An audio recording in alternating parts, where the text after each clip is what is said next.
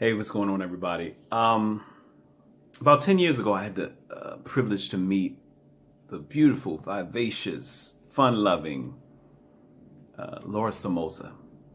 We became instant friends. We did a radio show together, became instant friends, and she blessed me with her presence in being the first guest on my TV show pilot, the Troy Rawlings Show. And like me, she also had the unwavering mission to help men and women communicate better in love by talking about sex, love, and relationships, uncut, uncensored. She was the perfect first guest for my show. It's amazing how life has been moving forward and all this stuff has been going on and things hit us upside the head. And in one of my acts of moving forward, someone let me know that Lora was no longer with us. I just found out this week. So I wanted to do a quick tribute by just letting you all see some who may have never saw my Troy Rawlings TV show pilot, and the amazing woman who was Lora Somoza. And I know she's in her heavenly home now, and like so many others who have left us down here. But Lora, I love you. Thank you for believing in me. Love you so much. And yeah. Ladies and gentlemen, Troy Rawlings Show featuring the wonderful Lora Somoza.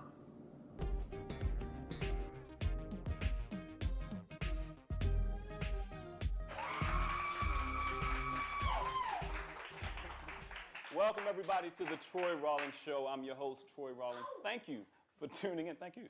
Thank you for tuning in. This show is really all about real talk.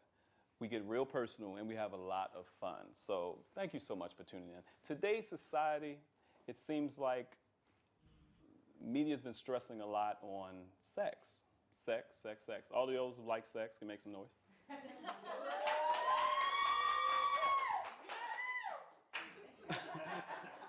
But if that being the case, does this have a huge effect on the enormous divorce rates and the scandals that are going on? You know, we've all heard about the situation with Arnold Schwarzenegger. You know, once an actor, then the governor, a.k.a. the governator, a.k.a. the sperminator, confessed to having a child with his housekeeper, Patty Baiana. Now, I see this a little differently. 20 years, this woman was in his household, taking care of his children, feeding them, cooking, cleaning. She was doing all the dirty laundry. Hell, she was the dirty laundry. So that sounds like a relationship to me. So what is it? Also, Maria Shriver, she seemed to be doing better. She was seen with, I don't know if you guys heard or not, she was seen with Bono, rock star Bono. So oh, no. Yeah, you know. Oh, no, I didn't know. Because, you know, rock stars are a lot more, you know, household oriented. No illegitimate children, no affairs, you know, stuff like that. So what is it? You know, all of these years together, 20 years. Also, not so known situations. Patti LaBelle and her husband, 30 years married, divorced. Bob Johnson, media mogul, and his wife, 30 years, divorce. Alan Tipper Gore, 40 years and divorce. So what can we do? What is it?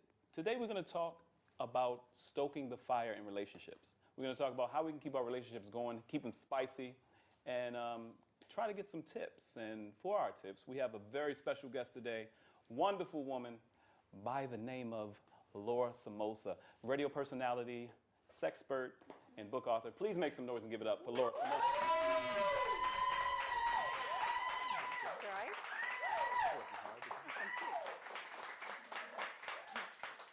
Welcome. Thank you, Troy. Thanks for having me. Thank you. No, thank you. No, thank you. No, thank you. All right, how do you become a sexpert? Yeah, it's not something that you, when you're a little kid going, I want to grow up and be a sexpert. It really was that I just don't have a shame factor. I think, you know, I have no problem talking about sex. I don't judge it at all. I'm just really comfortable sitting here like you talking about it. So it just seemed like a natural progression to sit around and talk about sex and how to do it and what's going wrong and let's see if we can fix it. Y'all like that? It sounds like Everybody a food. does it. Sounds like a food show. That was wonderful. So Bliss in the Bedroom. Checked out the website. with the book. We actually met through doing a radio show together, and her That's right. energy was wonderful. Thank So how did you come up with Bliss in the Bedroom? What made you say, okay, this is a needed topic to talk about? Well, it actually started, I was writing dating articles for a different site. And he said, you know what, why don't you spice it up and write an oral sex article? And I said, yeah, I think I could do that. And of course, that was the one that Article hit on big on the website. Yeah, exactly. So, you know, I knew a thing or two about a thing or two. And so, yeah. Love my guests. You know. I know. My father's so proud. Sorry, Dad. Yeah, and so the next thing you know, he said, you know what, why don't you write a book? And so I interviewed dozens of doctors, thousands of couples, and just, you know, found out what the problem areas were, what were the things that needed to be, you know, most recognized, and then started to look for solutions. And that's where my book came from. Okay. Well, I do a forum, been doing a forum for about 7 years or so, sex, love, relationship, raw, uncut forum. Not for network TV like this. But the biggest So it's question. uncircumcised book? Is Oh, that what you're saying? uncircumcised Yeah, book. okay.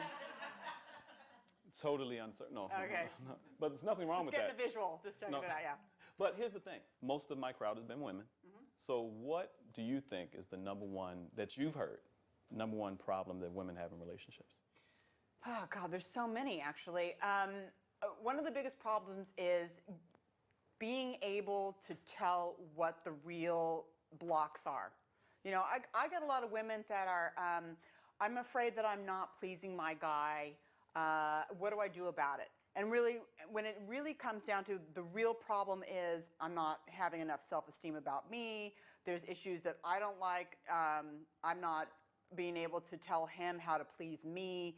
There's all these blocks on being able to say what I need, how to explain it to you, what I want you to do for me, because I'm afraid of being rejected. Now, that's a good point. What do you do for that? Because I deal with it all the time. Women saying, well, I want him to do this, but, and I'm like, have you told him? Yeah. What are some techniques that women can, right, right. Never know. What I are don't some want techniques to. that, I get instead people, of going, yeah, I get people all the time that are saying, you know, I've never climaxed with my guy. I've been with him for 4 years. I'm like, why? What? You're not doing any of the rest of the girls a favor. because women by have to be telling open them this. emotionally more so and mentally. But what are some tips? How can a woman come off and say, hey, you know, is it over the football game? Hey, after you finish watching football. Yeah, no. Yeah, I mean, yeah, you definitely have to. touchdown over here. Hello. Stand right in the middle of the open. TV set. Yeah, no, it's not a good time.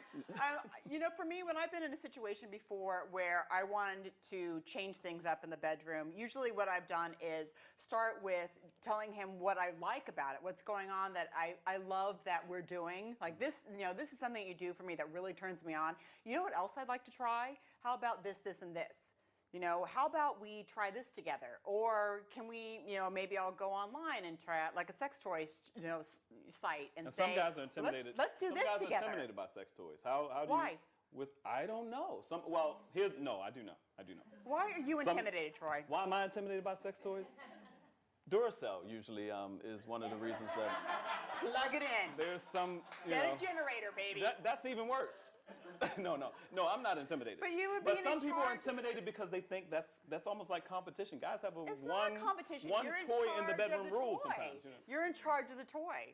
You're Yeah. the master of her orgasm. So how can she make him more comfortable? Because it seems like that's the main thing. Women are learning a lot of things that they want, and some women don't want to seem. I don't know if we can say. I'm using this a lot. I don't even know if we can say whore-ish, ho-ish. Ho-ish? Yeah, like ho-ish. It's a word. It's actually a knish. I think of You it can as actually. being sexually confident, knowing what you like. And I think that men really find that sexually attractive, don't you? When a woman knows what she finds that pleases them? Men. Yeah. Exactly. I think there's nothing worse for men or women than being in bed with a dead fish. It's like someone just sitting there lying there. Oh. So to speak. I don't know how much, I don't know who owns this, but I'm going to be using a lot. You're gonna need Dead fish. You're going to need like 10 more quotations Right, on both right, right. sides of that, my friend. What if she tells him, a woman is open with her husband or a man about what she wants, and he actually really rejects her? I've heard of that kind of thing happening. He actually says, Yeah. you know what? It can happen. I mean, people have different sex drives. They have different things that they fantasize over. And some people can just say, yeah, no, that's kind of off limits for me. And then sometimes what you can do is say, okay, well, what about a smaller variation of this? What is it something that you would want to do? Can we find some sort of a compromise that can make us both happy about this? Something and take little baby steps, toward each other. Maybe not necessarily dressing in a diaper, but yeah, maybe you put the diaper over the pants and right, start right. from there. Like, yeah. Can you take my diaper off? Yeah, maybe I just need to give be them, changed. Is what I'm saying. Yeah, exactly. Just start with the rattle, Yeah, and work your way up. Work your way up to the crazy stuff. Yeah. No, thank you so much, Lora. We'll be right back with Lora Somoza. You are tuned into the Troy Rawlings Show. Thank you so much for tuning in. We'll be right back after this. Give it up.